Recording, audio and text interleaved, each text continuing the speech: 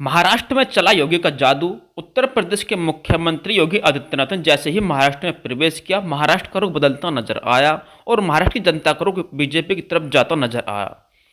दिखाया जा रहा है कि जब से योगी आदित्यनाथ ने महाराष्ट्र में प्रवेश किया है और रैली की है, जनसभा की है, महाराष्ट्र का माहौल बदल रहा है और दोस्तों लगता है कि पूरा महाराष्ट्र बीजेपी का होने जा रहा है।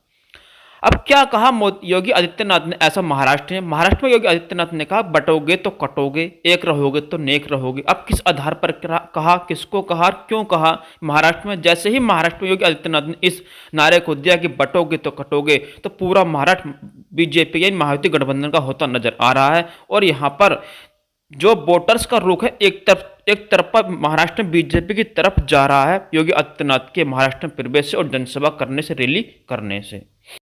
तो नमस्कार दोस्तों, यहां बात करेंगे महाराष्ट्र के 288 विधानसभा सीटों के ओपिनियन पोल पर जो सर्वे निकलकर सामने आ रहा है कि किसकी बन रही है सरकार।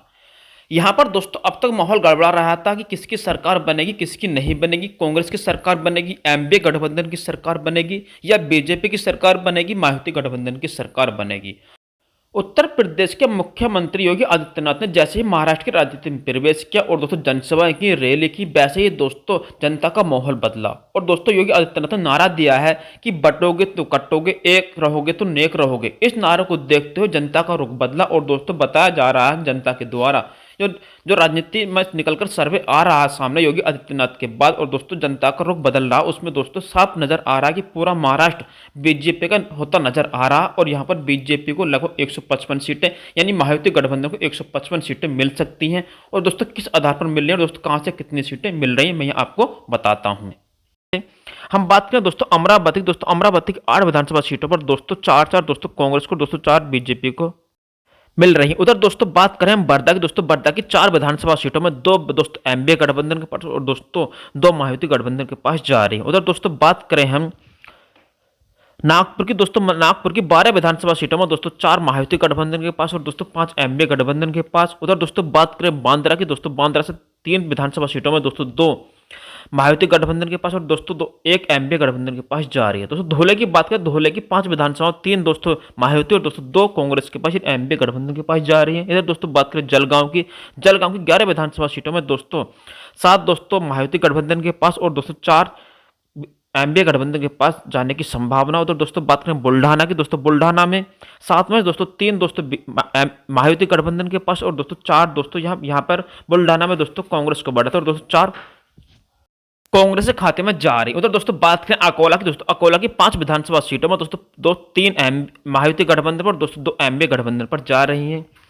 आगे दोस्तों बात करें हम तो संभाजीनगर में, दोस्तों संभाजीनगर की 9 विधानसभा सीटों में दोस्तों 5 महायुति गठबंधन के पास और दोस्तों 4 एमबीए गठबंधन के पास जा रही। नासिक की दोस्तों 15 विधानसभा सीटों में दोस्तों 8 क्या है यानी 9 दोस्तों महायुति गठबंधन के पास और दोस्तों 6 एमबीए गठबंधन के पास जा रही है। दोस्तों मुंबई की बात करें, दोस्तों मुंबई की 35 विधानसभा सीटों में से दोस्तों 17 महायुति गठबंधन के पास और दोस्तों 18 से 19 दोस्तों कांग्रेस यानी एमबीए गठबंधन के पास जा रही है। दोस्तों मुंबई के अर्बन और दोस्तों रूरल में दोस्तों कांग्रेस को बढ़ाता है। इस आधार पर दोस्तों हम बात करें हिंदुओं की एकता और दोस्तों वोट बैंक के आधार पर, यहाँ पर दोस्तों यह हरियाणा के चुनाव के बाद ये जैसे दोस्तों देश में माहौल चल रहा है वोटिंग का यानी वोटर्स का, तो उसमें दोस्तों महाराष्ट्र में भी दोस्तों बीजेपी शासित यानी दोस्तों महायुति गठबंधन की सरकार बनेगी। इस आधार पर महाराष्ट्र की 288 विधानसभा सीटों में बीजेपी की समक्ष दोस्तों महायुति गठबंधन को 155 यानी दोस्तों 150 से दोस्तों 155 सीटें मिलने की संभावना है। और दोस्तों जो ज़्यादा वोट बैंक है दोस्तों बीजेपी के ही पास। इस आधार पर दोस्तों बीजेपी की सरकार बनेगी महाराष्ट्र में। अब आगे क्या होता है, किसकी सरकार बनेगी, हम आपको बताते रहेंगे। क्या जनता पलटेगी कांग्रेस की तरफ को, एमबीए की तरफ को, या फिर दोस्तों बीजेपी की समक्ष रहेगी, महायुति गठबंधन के समक्ष रहेगी और बीजेपी की सरकार बनेगी। फिर दोस्तों आज की वीडियो यहीं पर समाप्त करते हैं।